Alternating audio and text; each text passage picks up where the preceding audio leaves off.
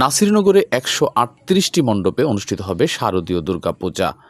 আসন্ন শারদীয় দুর্গাপূজা উপলক্ষে ব্রাহ্মণবাড়িয়া জেলার নাসিরনগর উপজেলায় এবার সর্বোচ্চ 138টি মণ্ডপে দুর্গা উৎসব উদযাপন অনুষ্ঠিত হতে যাচ্ছে। এটি জেলার মধ্যে পূজা আয়োজনের ইতিহাসে একটি উল্লেখযোগ্য সংখ্যা। নাসিরনগর সদর মহাদেব মন্দিরে অন্যান্য মন্দিরের মতোই চলছে প্রতিমা তৈরির শেষ মুহূর্তের ব্যস্ততা। প্রতিমা শিল্পীরা নিপুণ হাতে শেষ করেছে প্রতিমার রং ও অলঙ্করণের কাজ।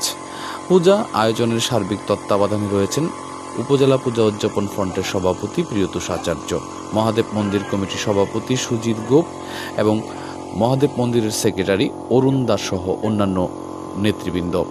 তারা জানান, শান্তিপূর্ণ ও সুশৃঙ্খল পূজা উদযাপনের জন্য প্রশাসনের সাথে সমন্বয় করে যাবতীয় প্রস্তুতি নেওয়া হয়েছে। স্থানীয় হিন্দু সম্প্রদায়ের মাঝে উৎসবমুখর পরিবেশ বিরাজ করছে।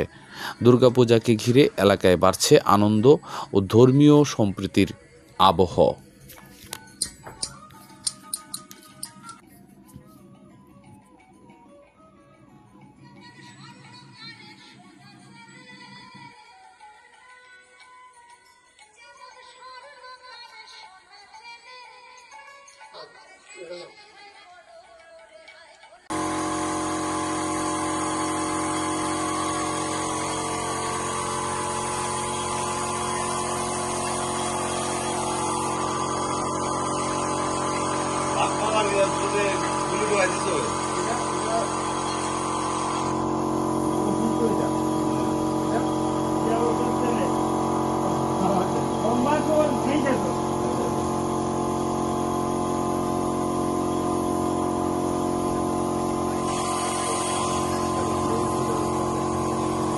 সবাই বক্তি দাও, বক্তি দাও।